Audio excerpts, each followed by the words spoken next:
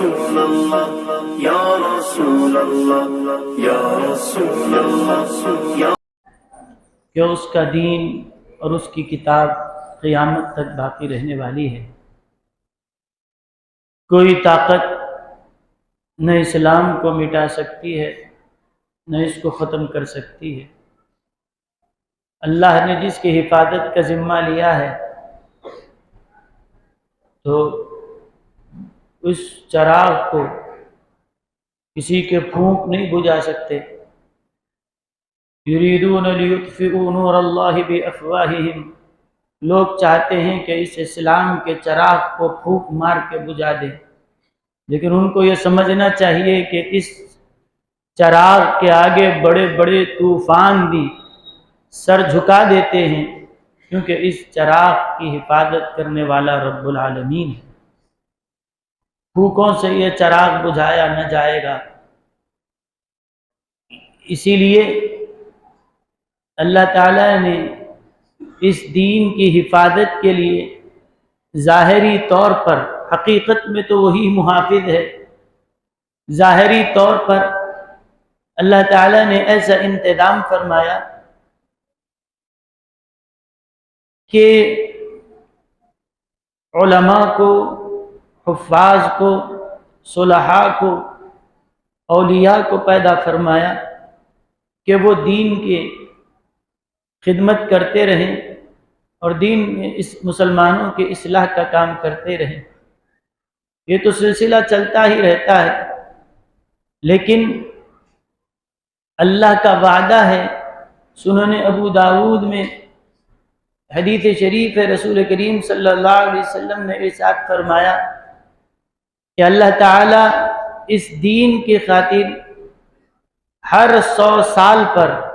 ہر 100 سال کے سرے پر ایک ایسی شخصیت کو بھیجے گا کہ جو دین میں جتنی خرابیاں اور بگاڑ آیا ہے اس کو دور کر دے گا۔ فرمایا کہ من یجدد لها دینہا، ایسے شخص کو اللہ ہر 100 سال کے سرے پر بھیجتا رہتا ہے جو اللہ کے دین کی تجدید کرے۔ تجدید کا مطلب یہ ہے کہ دین کے اندر جو بگاڑ آ چکا ہے، لوگوں کے عقیدوں میں جو خرابیاں آ چکی ہے، عمل میں جو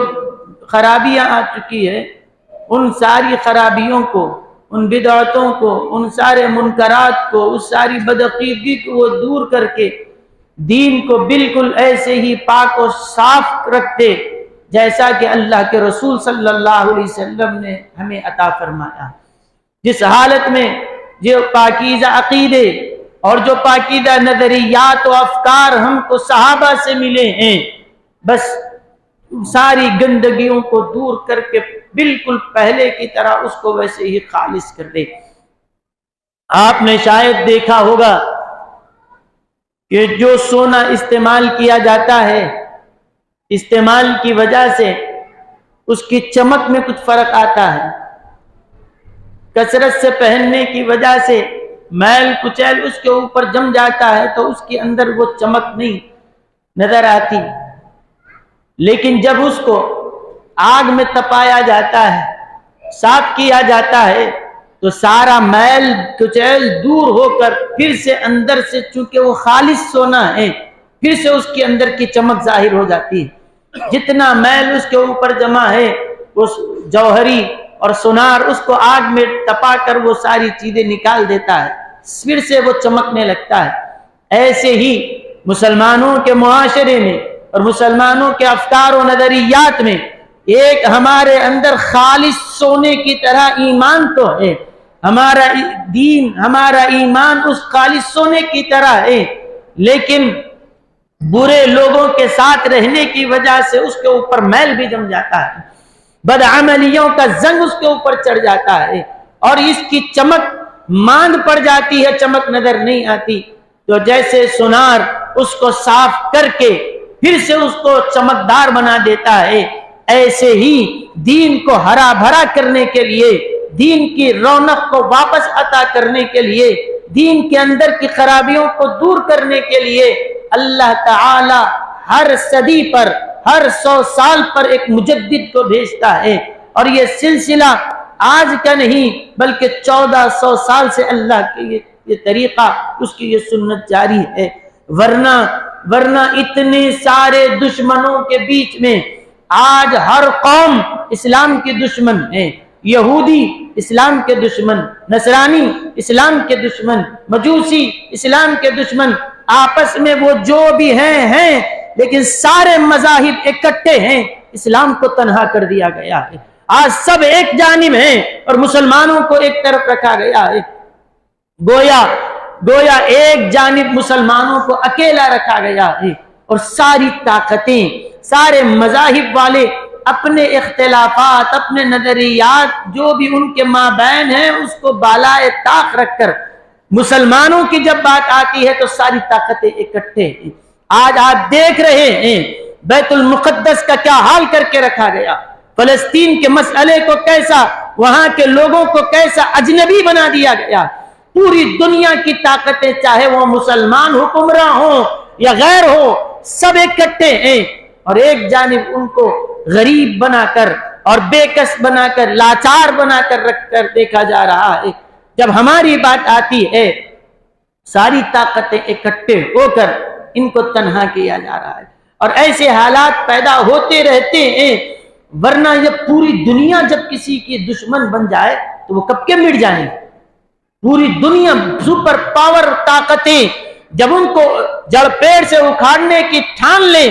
ان کے آگے کون ٹک سکتا ہے؟ لیکن یاد رکھیں، ہم کو ہمارے طاقت یا ہماری قوم یا کوئی اور چیز ہماری حفاظت نہیں کر رہی ہے۔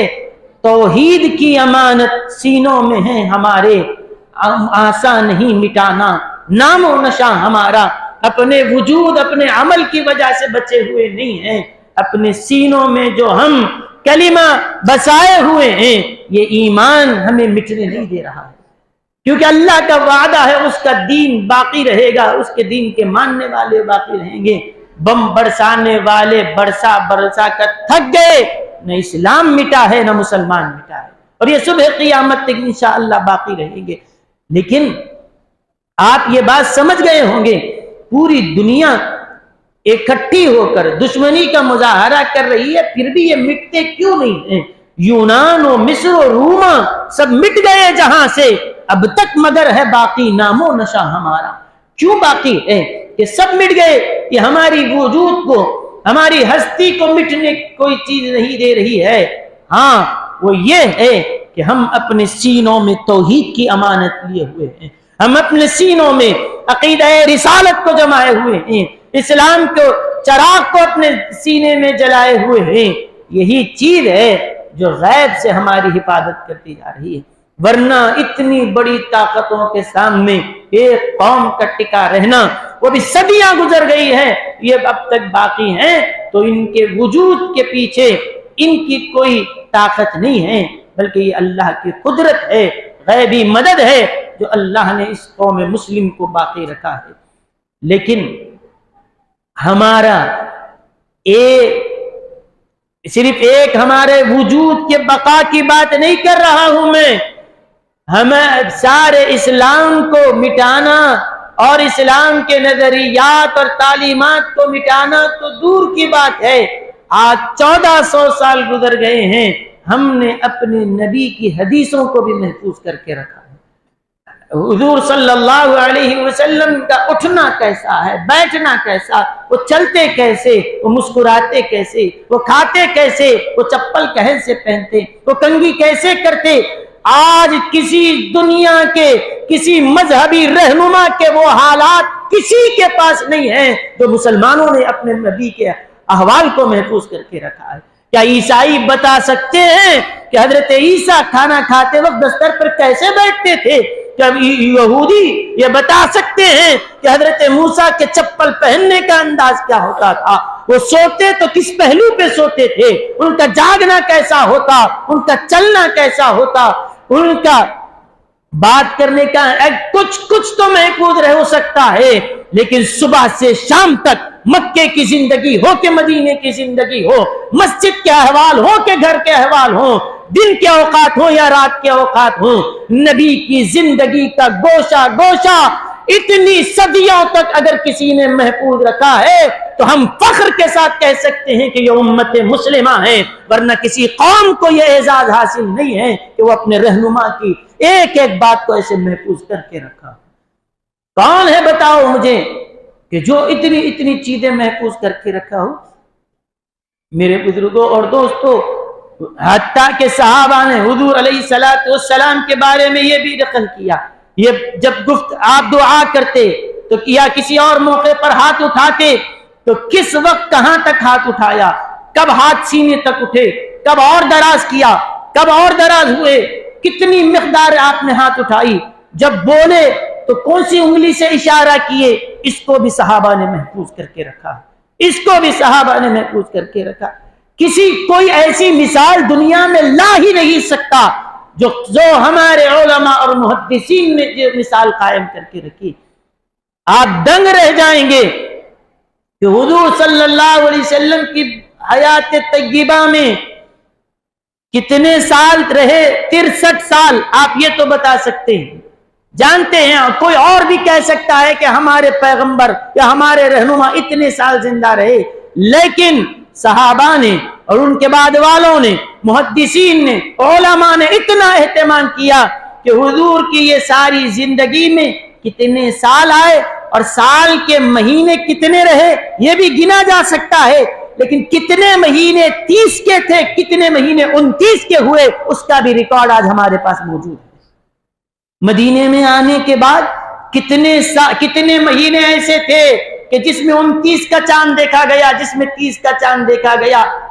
کوئی نہیں بتا سکتا۔ اگر کوئی بتا سکتے ہیں تو ہم اپنے پیغمبر کی زندگی کے دن بھی بتا سکتے ہیں، سال بھی بتا سکتے ہیں، ماہ بھی بتا سکتے ہیں، شہور بھی بتا سکتے ہیں، لیکن کیا یہ ایسے ہی ممکن ہو گیا؟ کیا ایسے ہی میں عبادت ہو سکتی ہے؟ نہیں، اس کے لیے قربانیاں ہیں، اس کے لیے قربانیاں ہیں اولیاء کرام کی، اس کے لیے قربانیاں ہیں علماء کی، اس کے لیے قربانیاں ہیں محدثین کی، کہ جنہوں نے اپنے نبی کی ایک ایک ادا کو محفوظ کرنے کے لیے اپنی زندگیاں لگا دی۔ اور اللہ کا وعدہ ہے کہ ہر 100 سال کے سرے پر ایسی شخصیت کو بھیجتا رہے گا کہ جو اس کے دین کی تجدید کرتا رہے، اور ان مجددین کا سلسلہ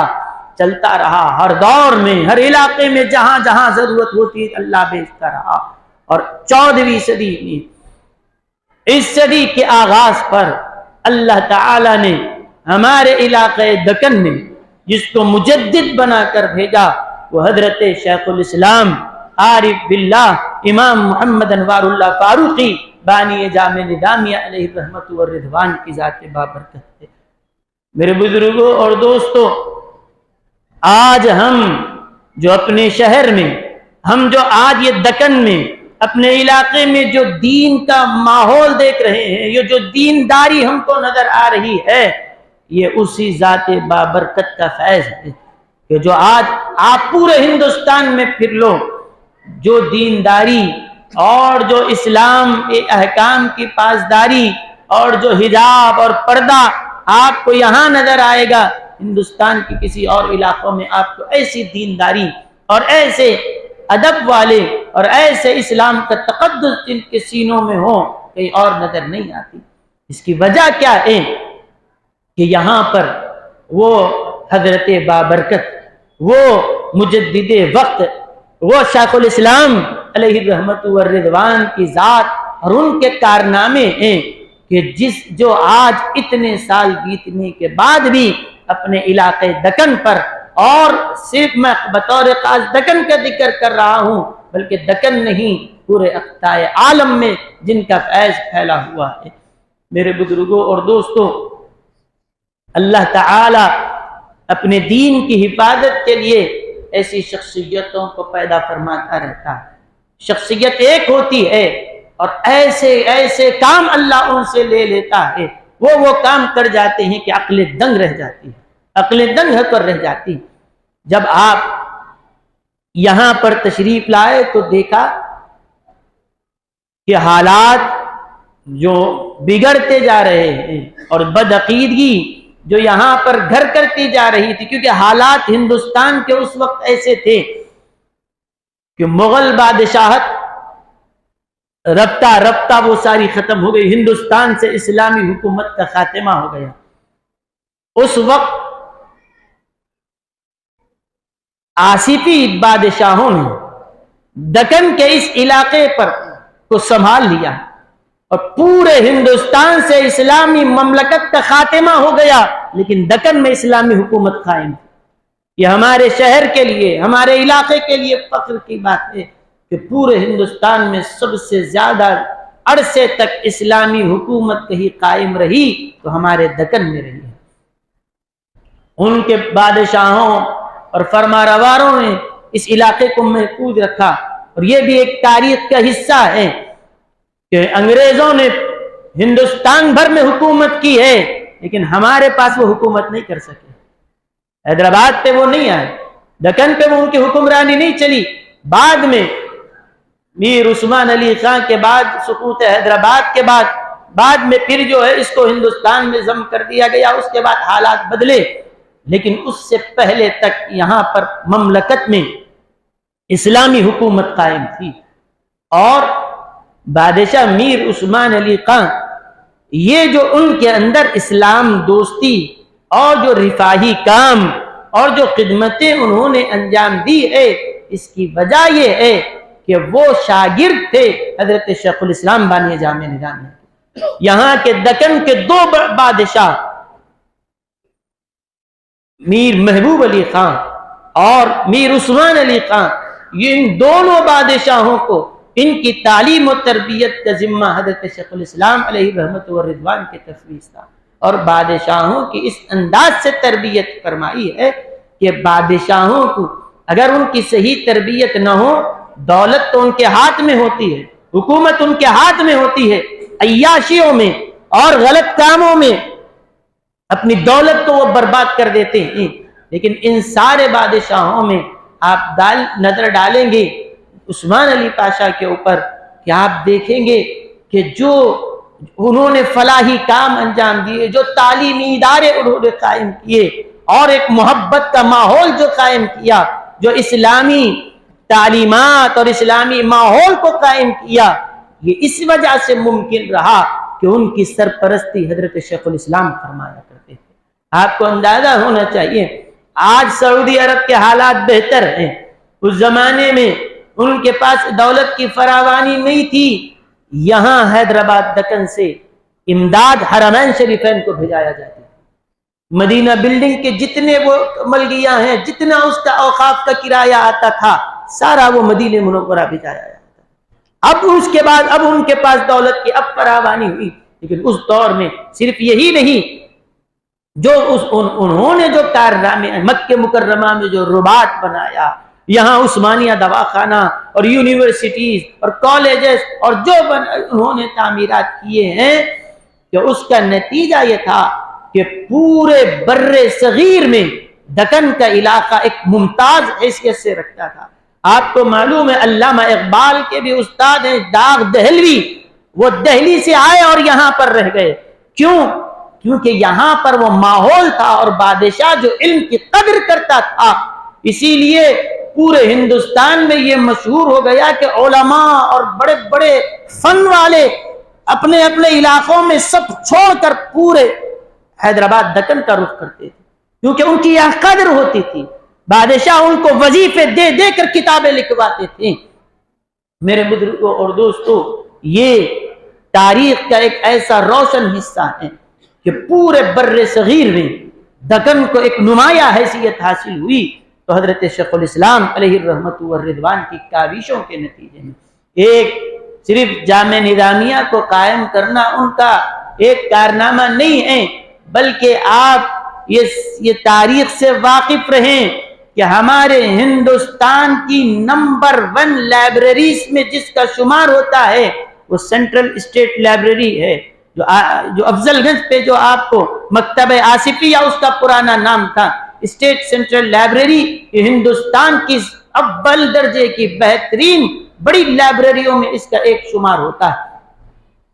آپ کو پتا ہے کہ وہ کس نے قائم کیا؟ وہ حضرت شیخ الاسلام بانی جامع نظامیہ رحمۃ اللہ علیہ کی شخصیت ہے جس کی تحریک نے اتنی بڑی لائبریری کو کھڑا کر کے رکھا ہے۔ وجہ کیا تھی کہ آپ ایک مرتبہ بازار سے کوئی چیز منگوائے تو کرانہ دکان پہ جیسے سامان منگایا جاتا ہے، وہ لایا، پوڑی بن کے کچھ دے دیا۔ آپ نے جب دیکھا تو وہ جو پیپر میں پوڑی بن کے وہ دیا تھا وہ کوئی اسلامی ایک کتاب کا کاغذ تھا اور بہت قدیم کتاب تھی۔ آپ نے جب اس چیز کو دیکھا، اتنی قدیم کتاب، قیمتی کتاب، اور یہ ناقدرے لوگ اس کے اندر شکر اور دال پوڑیاں بن کر لوگوں کو دے رہے ہیں۔ آپ نے اسی وقت قلم اٹھایا،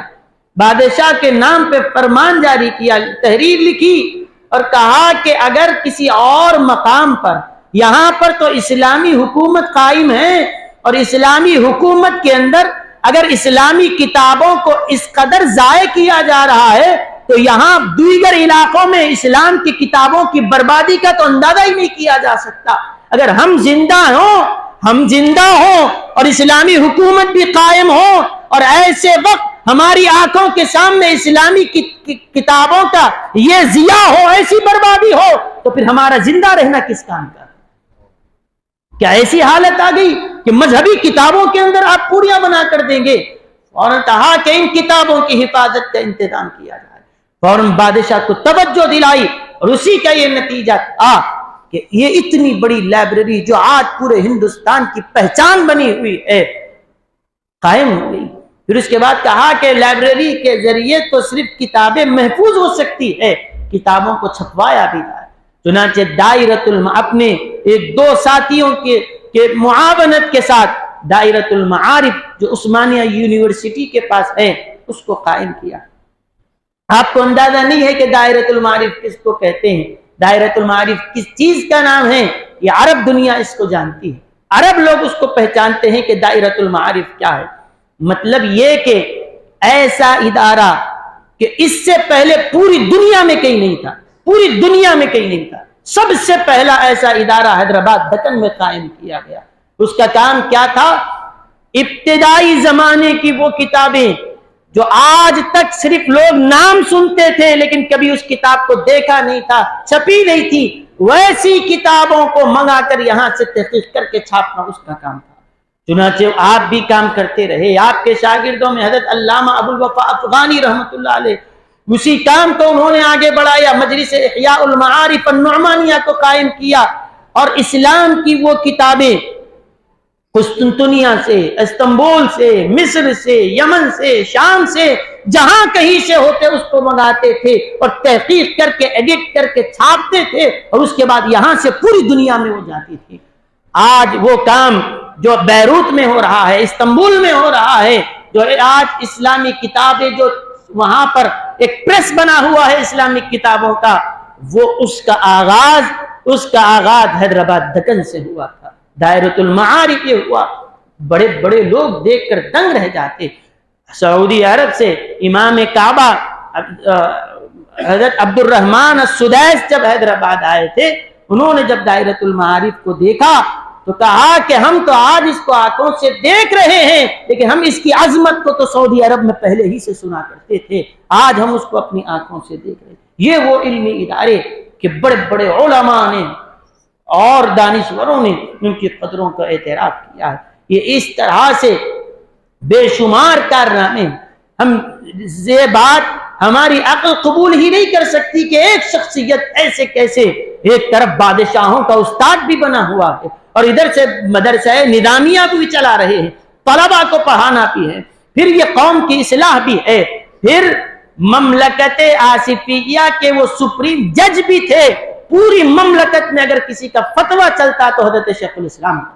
بادشاہ جو بھی احکام جاری کرتا ان کے فتوے کے بغیر جاری نہیں ہوتی تھی۔ یہ ساری چیزیں پڑھنا، پڑھانا، لکھنا، کتابیں تالیف کرنا، تحقیق کا کام، لوگوں کی اصلاح کا کام، اور اس پیمانے پر کہ پوری مملکت دکن میں جتنے گاؤں تھے حضرت یہاں سے واعظین کو بھیجا کرتے تھے، واعظین مقرر کے کہ ہر گاؤں میں جانا اور گاؤں میں لوگوں کو پکڑنا، اصلاح کرنا اور تقریر کر کے آنا، سرکاری طور پر ان کو تنخواہ دی جاتی تھی، یہاں سے ہر گاؤں میں خطباء کو، واعظین کو بھیجایا جاتا تھا تاکہ گاؤں میں بھی کوئی جہالت نہ رہے، وہاں پہ بھی لوگوں کو دین سے قریب کیا جائے۔ اس طرح سے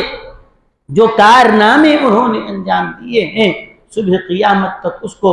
بھلایا نہیں جا سکتا۔ اللہ تعالی ہم تمام مسلمانوں کی طرف سے حضرت کو جزائے خیر عطا فرمائے، ان کا فیض ہم سب پر جاری فرمائے۔ صلی اللہ تعالی وسلم علی خیر خلقہ سیدنا محمد وعلی آلہ وصحبہ اجمعین والحمد للہ رب العالمین۔